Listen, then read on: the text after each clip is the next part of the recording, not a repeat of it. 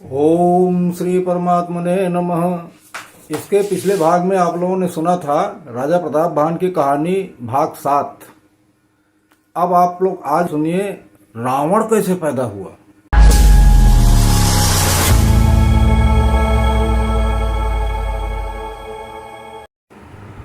ओम श्री परमात्मने नमः। आज आप लोगों के समक्ष बालकांड का दोहा नंबर 174 से 176 तक प्रस्तुत किया जा रहा है।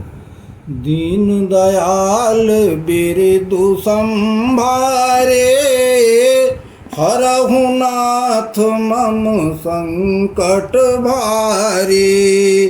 छत्र बंधु तय विप्र बोलाए, घाले लिए सहित समुदाय।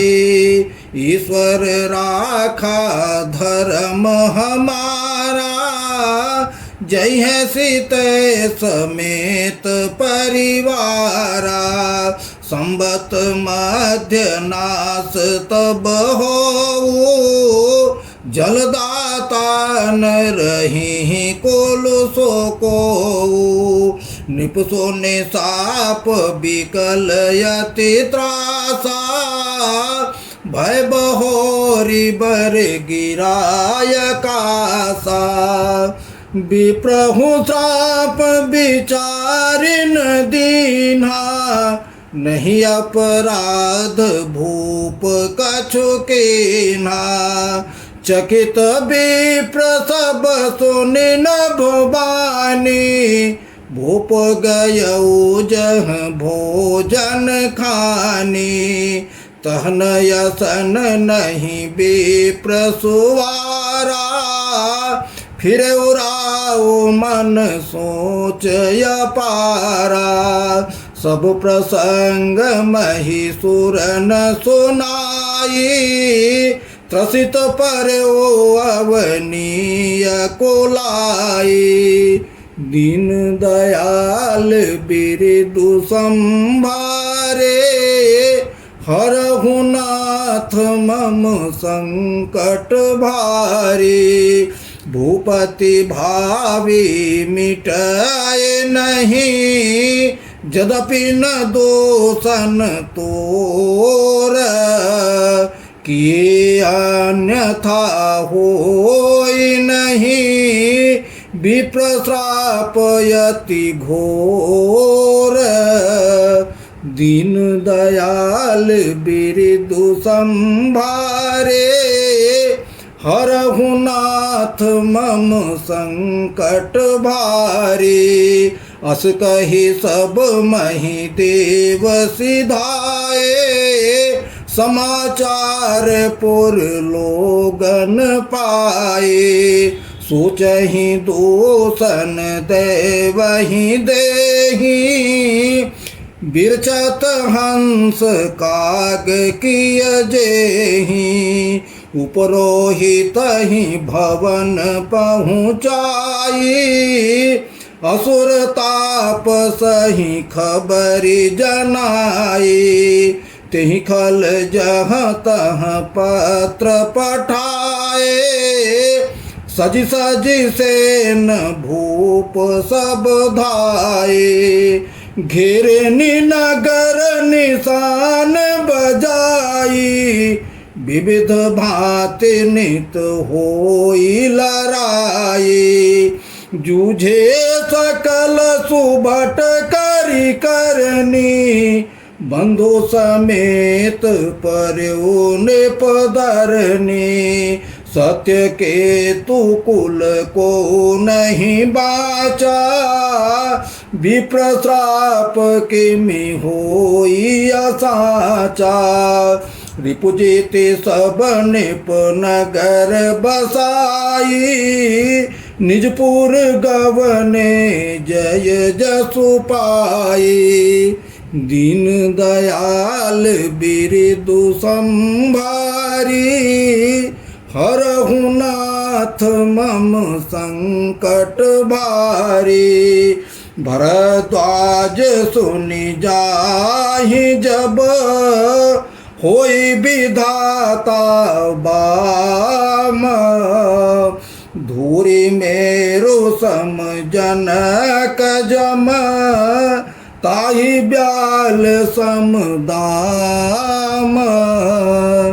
दीन दयाल बिरदु संभारी, हरहु नाथ मम संकट बारी। काल पाए मुनि सुनु सोए राजा, भयउ निशाचर सहित समाजा। 10 सिर ताहि 20 भुज दंडा, रावण नाम वीर बरिबंडा। भूप अनुज यरि मर्दन नामा, भयउ सो कुंभकर्ण बलधामा। सचिव जो रहा धर्म रुचि जासो, भयउ विमात्र बंधु लघुतासु। नाम विभीषण जेहि जग जाना, विष्णु भगत विज्ञान निदाना। रहे जसुत सेवक निप केरे, भय निशाचर घोर घनेरे। काम रूप खल जिनस अनेका, कुटिल भयंकर विगत विवेका। कृपा रहित हिंसक सब पापी, बरनि न जाहि विश्व परितापी। दीन दयाल बिरदु संभारे, हरहु नाथ मम संकट भारी। उपजे यद्यपि कुलस्य कुल, पावन यमल अनूप। तदपि महेश्वर श्राप बस, भय सकल यघ रूप। दीन दयाल बिरदु संभारी, हरहु नाथ मम संकट भारी। बोलिए सियावर रामचंद्र की जय। गोस्वामी जी कहते हैं कि ब्राह्मणों ने प्रताप भान को कहा कि रे नीच, तूने तो हमारा सर्वनाश करने के लिए सोच बैठा था,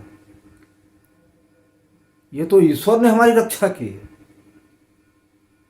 अब तू जा, 1 वर्ष के भीतर तेरा सब नाश हो जाएगा, तेरे कुल में कोई पानी देने वाला नहीं बचेगा। ऐसा ब्राह्मणों ने श्राप दिया। और श्राप दे के ब्राह्मण अब करते क्या, श्राप दे चुके थे। फिर से तुरंत आकाशवाणी हुई। आकाशवाणी हुई कि हे ब्राह्मणों, आप लोगों ने जो श्राप दिया है वो ठीक नहीं है। राजा ने कोई अपराध नहीं किया है, राजा के इसमें कोई अपराध नहीं है। और फिर भी ब्राह्मण श्राप दे चुके थे, श्राप लगना भी था, ये भी जरूरी था। तो राजा बड़ा व्याकुल हो गया। व्याकुल होने के बाद में वो भागा भागा भागा भागा गया वो जहाँ रसोईया था। तो जब वहाँ देखा तो न वहाँ कोई ब्राह्मण था, न खाना भोजन था, सब खाली, कुछ नहीं था वहाँ। अब राजा परेशान, वहाँ से भाग के आए तो ब्राह्मणों को सारा विस्तार बताए और ब्राह्मण भी चकित, क्या करते उसमें, अब श्राप दे चुके थे। तो राजा ये सब बता के वहीं जमीन पे मूर्छित होके गिर गया। ब्राह्मण लोग चले गए। और जब उनकी प्रजा सुनी, ये सब देखिए, तो विधाता को दोष देने लगी और कहने लगे कि इतना धर्मात्मा राजा, इसको तो हंस बनना था, कौवा कैसे बन गया। ऐसे धर्मात्मा राजा को तो देवता बनना चाहिए, ये कौवा का कैसे बन गया। विधाता को दोष देने लगे। अब करते क्या, और कोई रास्ता भी नहीं था। इसके बाद में वो कालकेतु जो था वो गया कपटी मुनि को बताया पूरी बात, पूरा वृत्तांत के ऐसे ऐसे हो गया है, और ब्राह्मण जो है उसको श्राप दे चुके हैं राजा को। अब वो जो है जगह जगह अपना पत्र दे के जितने भी राजा इससे प्रताप भान से हारे थे, जिनको हराए थे ये, वो सबको चिट्ठी और पत्र दे के सबको बताया कि ऐसी सी बात है। तो सब अपनी अपनी सेना लेके घोड़े पे सवार होके और बिल्कुल एकदम अपनी सेनाओं के साथ में राजा प्रताप भान के यहाँ पहुंचे। चारों तरफ से नगर को घेर लिए तो भयंकर युद्ध हुआ, भयंकर युद्ध हुआ। और ऐसा युद्ध हुआ कि राजा प्रताप भान के जितने सूरवीर थे सब हार गए, राजा प्रताप भान भी हार गए। अब वो सब जीत जीत के चले गए, राजा प्रताप भान का सर्वनाश हो गया, कुछ नहीं बचा। उसके बाद ये हुआ कि जब सब चले गए तो समय पाकर,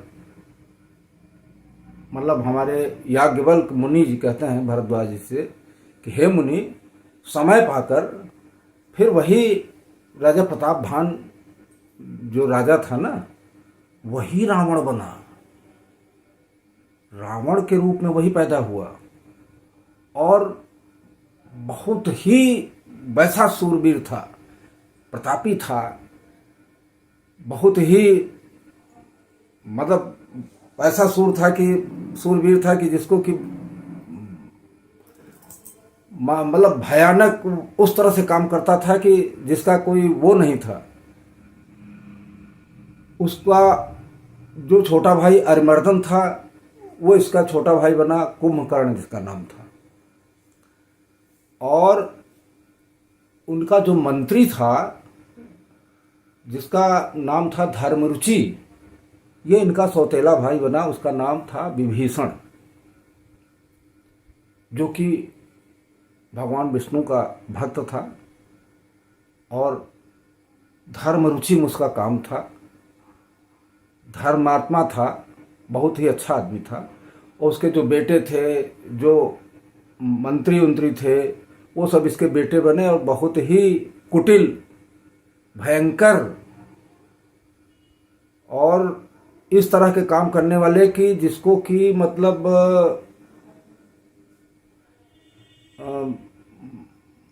ब्राह्मणों का वो करने वाले, जहाँ यज्ञ हो उसका नुकसान करने वाले, मतलब बहुत ही भयंकर राक्षस सब इसके उसमें कुल में पैदा हुए, सारे के सारे। हालांकि ये सब पुलह ऋषि के निर्मल उससे पैदा हुए थे, उसमें पैदा हुए थे, इनको तो अच्छा होना चाहिए। लेकिन चूंकि ब्राह्मणों का श्राप था, और ब्राह्मणों का श्राप बड़ा विचित्र था, इसलिए ये जो है ये राक्षस कुल में ही पैदा हुए थे, राक्षस कुल में ही माना जाएगा। इन चौपाइयों का अर्थ जो है ना, वो यहीं तक संभव है। इसके आगे जो भी अर्थ आएगा मैं आपको अगले भाग में फिर बताऊंगा। और आपको हम पीछे भी बता चुके हैं, फिर बता रहे हैं, मानस की एक एक चौपाई हजार हजार मंत्र के बराबर है।